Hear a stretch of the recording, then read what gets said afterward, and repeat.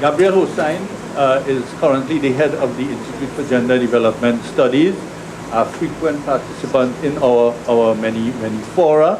Many of you will know of her in a weekly column, the Woman's Diaries, I think it is, Diary of a Working Mother. And she is going to speak to you from her own perspective today, and based on some of the research that she has carried out, some of the practical experience that she has as an activist, which she is. So here we go. Please welcome Gabrielle.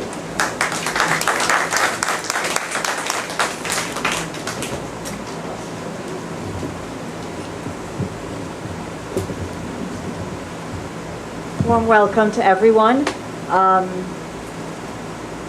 The commemoration of International Day for the Elimination of Violence Against Women is extremely important given the kinds of violence of all forms in both public and private spheres that women continue to experience around the globe.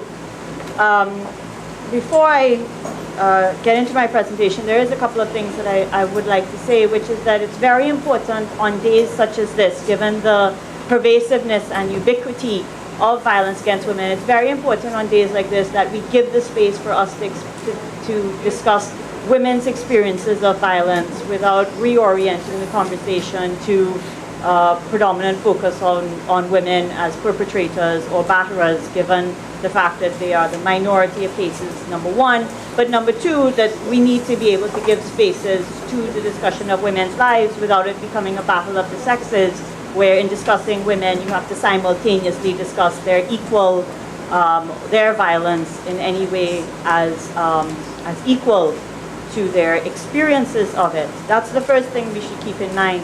The second thing is that, and I'll be talking a bit about this in my presentation, while the entire society has responsibility for ending violence against women, by the entire society I mean both women and men, the fact is that continued calls to work with men, which are extremely valid, are calls made predominantly to women and feminists.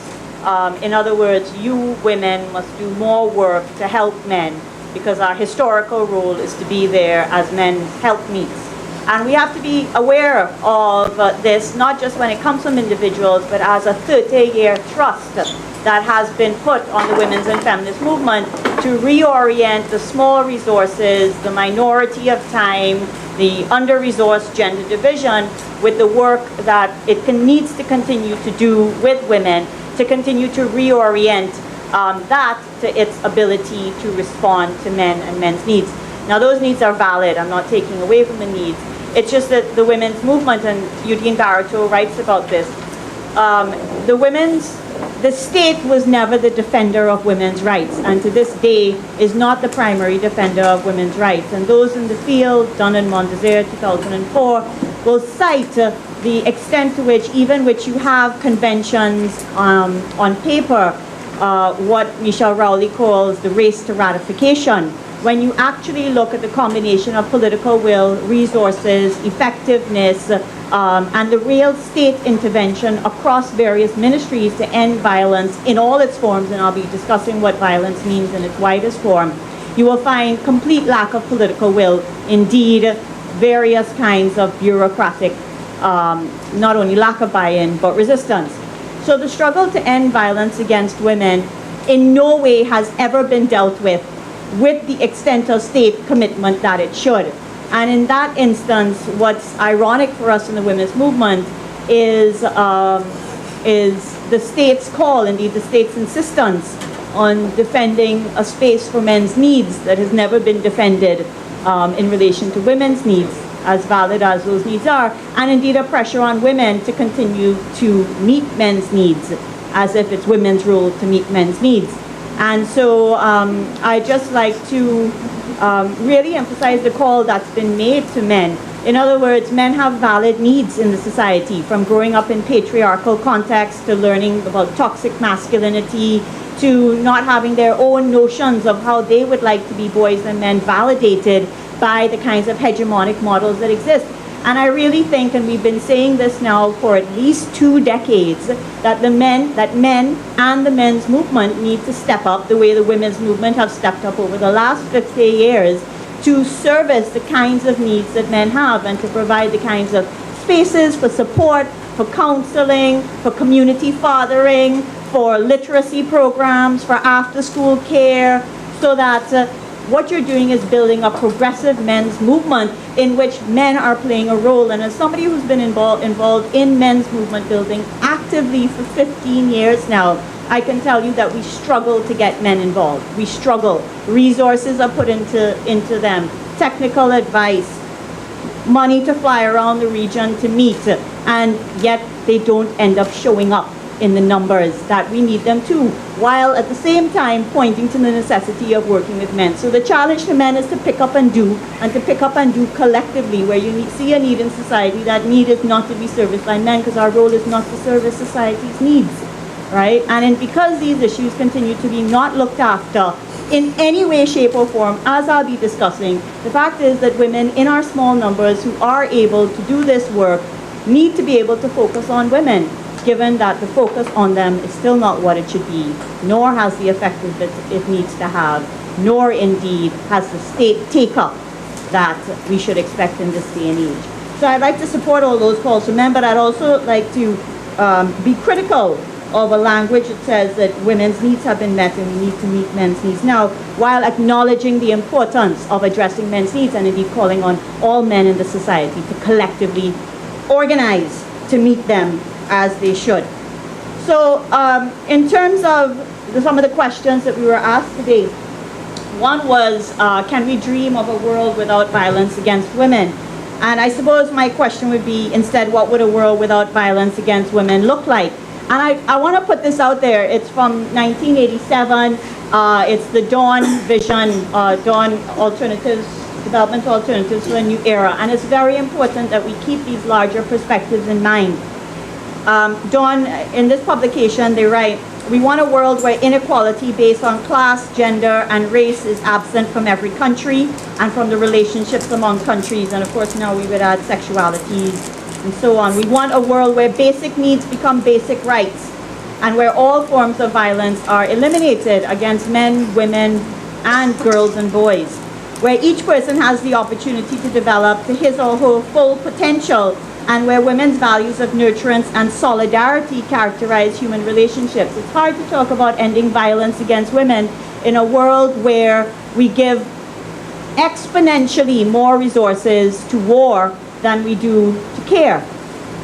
If you look at defense budgets alone, our investment in war and in violence speaks to an overall orientation in our global community that we need to challenge. And that's why women's involvement in peace and anti-nuclear arms and those kinds of communities has always been a key part of creating the larger context for non-violent lives. In such a world, women's reproductive roles will be defined. Childcare would be shared by men, and I know that's something that fathers groups have been also advocating for, and I think that that's very important. For example, change to paternity leave. We do want to keep in mind, though, that a number of cases that come through the courts where custody is an issue is in fact referred to cases where violence is also an issue affecting custody, and that's that intersection between male violence and custody issues isn't disaggregated enough from the larger custody issues that men may be dealing with. And we want a world where the massive resources used towards the means of production will be diverted to areas where they help relieve oppression in and outside of the home. And we also want a world in which there is equality in democratic processes, with women determining priorities and making decisions more equally.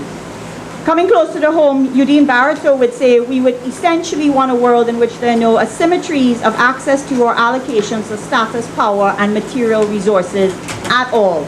No hierarchies of gender or their meanings in terms of masculinities and femininities. And this is an important kind of definition for me, because my own definition or my own dream, I should say, of what a world would look like without violence is one in which our notions of manhood and womanhood do not establish relationship or rights to status, power, resources, and authority, nor to our value. Rather, we would be valued because we are, because we meet the highest of human ideals, not patriarchal ideals, which define men and women as each other's opposites, and indeed their complements, and women as subordinate to men, using sexism, sexual division of labor, and homophobia to keep these in place. In other words, there would be no ruling notions of gender, for gender indicates inequality, just as class does. You know, where you have a notion of class, you're speaking of inequality. Once you're talking about gender, you are ultimately talking about divisions that come to have social meanings in terms of power, value, status, authority. For my students whose campus activism you can see tomorrow afternoon in the quadrangle, a world without violence against women is where sexual autonomy replaces sexual violence, and where rape culture, whether on the street or in cyberspace, no longer exists because patriarchal gender ideals no longer exist. And I want to remind you that it's very important for us to not adopt a competitive language in which where men feel that they've been identified as the perpetrators because they have been, because we've been brought up in patriarchal ideals where masculinity is associated with domination, violence, and control over women, that we don't get in a competitive discourse where we then come to apply that to women, right? And say, well, gender equality is us seeing both men and women as equally violent, equally domineering, equally controlling, equally having access to authority and power, which is not to say that some women do not engage in violence. But what I'm trying to point you to is the larger context, right, in which we have to understand what may happen at the interpersonal level. And I would argue that what I'm articulating here in this vision of Dawn, for example, remains the dream and the hope of the slave. A woman who has experienced control over her fertility, sexuality, and childbearing, unequal pay for work of equal value, state and interpersonal violence in its myriad of public and private forms, sexual division of labor, racialized sexual objectification, and exclusion from decision-making. Those experiences that Caribbean women have been trying to challenge since the days of slavery and indentureship remain the key issues on which we continue to take action on today. And I would argue that they remain an unfulfilled vision, which, if fulfilled, would allow us to create greater choice for women to exercise over not only their lives, but the conditions for their lives. Now, there's a long history of feminist work identifying this approach to violence as a larger perspective. In other words, when we get equality in corporate life, when we get equality in political life, when we get equality in religious life, when we get equality across all the spheres of social life, family, media, law, religion, schooling, the state, and so on, that is when we begin to talk about a world in which violence against women does not exist, inequality being a fundamental, basic condition of violence.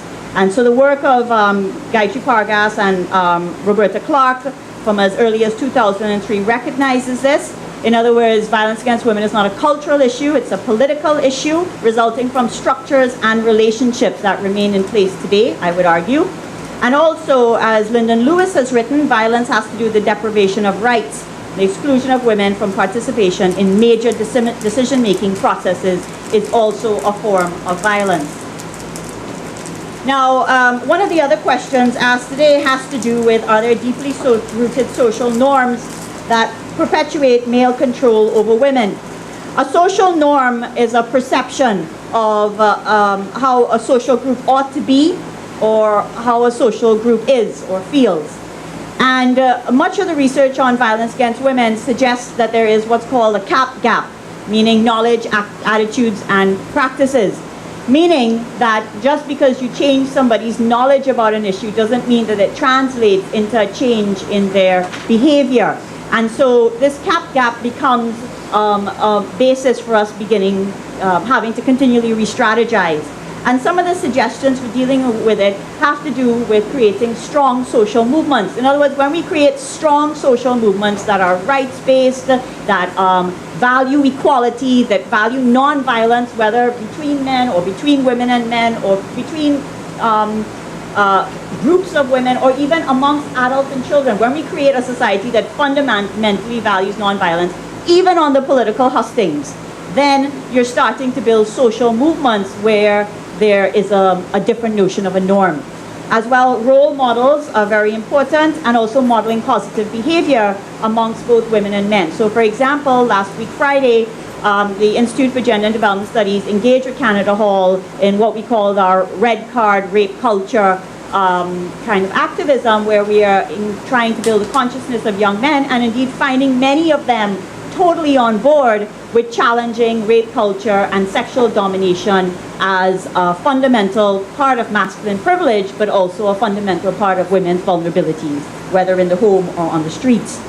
So I suppose my question, as I move to close, would be instead, how do deeply rooted social norms result in resistance to ending male control over women? Which I actually think is the better question for us to ask in this day and age. Now, I want to highlight two definitions to you that are very important. One has to do with anti-feminism. Anti-feminism is generally posited on the existence of a higher order, be it via the will of God, human nature, national destiny, social stability, the big one. And since the 1980s, a new form of anti-feminism has emerged called the masculinist movement. Masculinism asserts that since men are in crisis and suffering because of women in general and feminists in particular, the solution to their problems involves curbing the influence of feminism and revalorizing masculinity. Right? Rhoda Reddock writes, masculinism is an ideology that justifies and naturalizes male domination and power. In other words, until from the highest of our political and economic structures to the household level, we are challenging an ideology that justifies and naturalizes male domination and power. We are going to see the perpetuation of conditions within which women experience violence. It's as simple as that. Right? As well accepts heterosexuality, and that's problematic because heterosexuality continues to insist on particular roles for both men and women that can end up being both dehumanizing but limiting to who they may wish to be as human beings. And also the existing division of labor. As normal, as some of you may know, the last Human Development Report, 2013, cited that men on average make $34,000 and men on average make $19,000. So the sexual division of labor, that is women's unequal access to economic power, remains a key issue. But what's important is how these remain resistant to change and not subject to fluctuation over time. And as I have 3 more minutes, I'm going to focus on what that resistance looks like.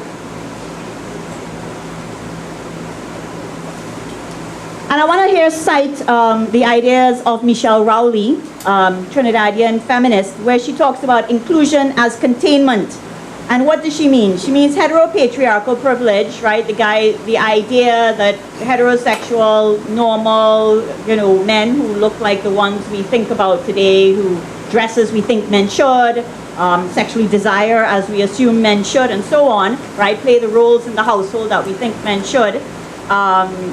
Usually where we associate men with playing the breadwinner role and women as playing the nurturing role. I think that's sexist. I think both men and women have a right to earn and responsibility to care. So that heteropatriarchal privilege, that is the ascendancy of these beliefs and values, becomes institutionalized and normalized within daily operations of state management, even as there's rhetorical support for gender equity agendas. And this is where you have to be careful of too much state tea-fed. Okay, because what we have seen, and this is well documented across the Caribbean literature, Tracy Robinson, Michelle Rowley, Mindy Lazarus Black, many others, is that there has been a take-up of a discourse of gender equality that has not actually panned out in effective state ability to deal with violence against women. Right? There is under-resourcing, there is understaffing, there is lack of adequate cross-sectoral approaches. There are not sufficient policies, there are actually not sufficient review of programs, there is not top-to-bottom training that can actually make service providers not operate on the basis of just ingrained sexist stereotypes as both women and men, whether they're police or social workers, so at the point of care, at the point of actually having to transform our relations, the whole state is heading in that direction. And in fact, not only do we see that in terms of sexual violence legislation, when you do sexual harassment work or sexual violence work, or you do work against rape, somebody will come in the room and say that, well, men rape women too. And as I tell my students, valid issue, that's not what we're talking about today, right? So the question of rape remains a question that is pervasive. Women lie in their beds at night hoping nobody will break in your house and rape you. Am I right? Good. This is not how we're raising girls, right? To feel you can have educational power, you can have occupational power, and you're still going to be afraid in your house, locked as it is, at night. This is not empowerment, right? And the state has to take these up in its manifestos, or all it's doing is playing games with the language of gender equality, which is what all the research says has happened over the last 30 years.